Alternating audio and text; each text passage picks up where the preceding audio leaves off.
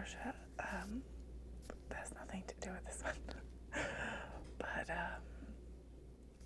the next book in the series of 100 books was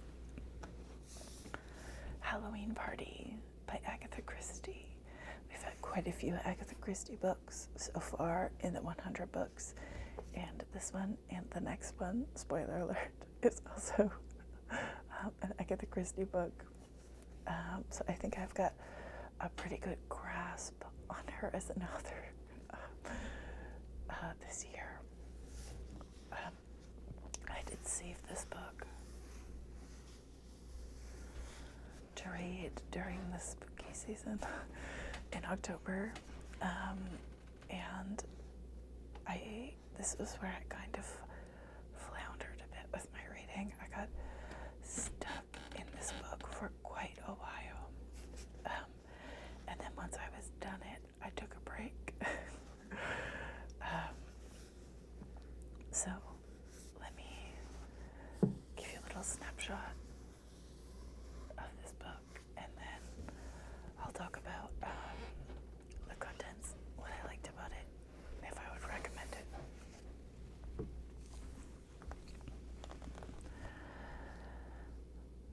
At a Halloween party, Joyce, a hostile 13-year-old, boasts that she once witnessed a murder. When no one believes her, she storms off home. But within hours, her body is found, still in the house, drowned in an apple bobbing tub. That night, Hercule Poirot is called in to find the evil presence. But first, he must establish whether he is looking for a murderer or a double murderer.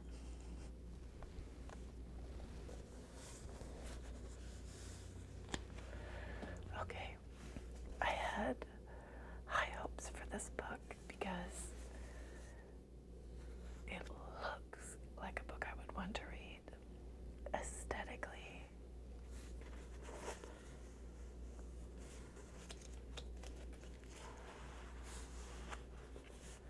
It was very pleasing to my eyes. And it was an Hercule Poirot novel. So I thought this is going to be a great book to read for Halloween. But Halloween was featured in all of 4 or 5 pages, and that was it. And it wasn't the Halloween that I, as a Canadian, am accustomed to. It was very old-fashioned, kidded down Halloween party with traditions that I am unfamiliar with. So that was a bit disappointing. But mostly I found this book very draggy,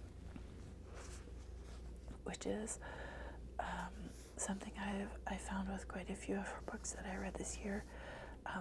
They're not hard to read, but they feel dense when you're reading them. They, I don't know what it is. It's the way they're written, the language, it's not especially complex or heady. It's just, and it's not even overly wordy, as you can see. Like, the print is normal size. It's not filled with words, but it was just kind of a drag. And I think,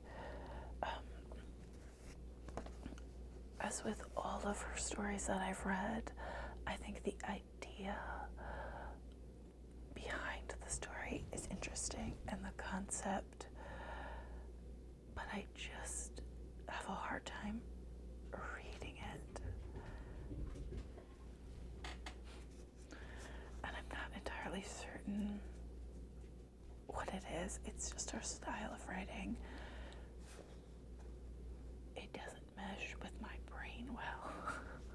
And that probably doesn't make any sense, but sometimes, I don't know if you've ever encountered this, but you can read a book and not dislike it, yet also not enjoy it at the same time. So that's kind of where I sat with this book. I do think the idea of the story was solid, but I also am having a problem with her mysteries, at least the Hercule Poirot ones, where you count the information. There's information that he has that the reader doesn't have, and so for you to solve the mystery along with him isn't possible a lot of the time. And I'll touch on that in the next book. Because that's a story that I'm very familiar with in TV and film. So I knew the outcome going in, but reading The Journey to Get There, it was a different perspective than all of the other ones, where I didn't know where the story was going. So with this, you got a young girl that was murdered at a children's Halloween party after she has espoused to everyone that she herself had witnessed a murder. Now, we learn that Joyce has been known as a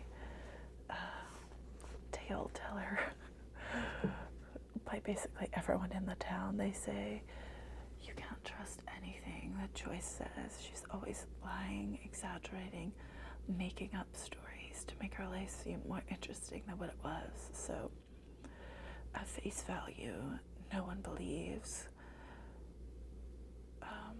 she saw a murder, but Poirot suspects that, well, maybe someone did believe that she saw a murder and they were the murderer or the perpetrator of the murder that she witnessed. And that is what led to her demise, because why else? Who else? Why else? And those are all questions that are asked. Was it a double murder? Was it a murderer covering their tracks? Or was it something entirely different and completely unrelated to that story? That's the journey we go on in this book. So if that gives you any information about whether or not you want to read this, I hope that it does. But I would say, for me, of the Agatha Christie books that I've read, I wouldn't recommend this one to be an introductory book of hers. I think it's a little bit slow, and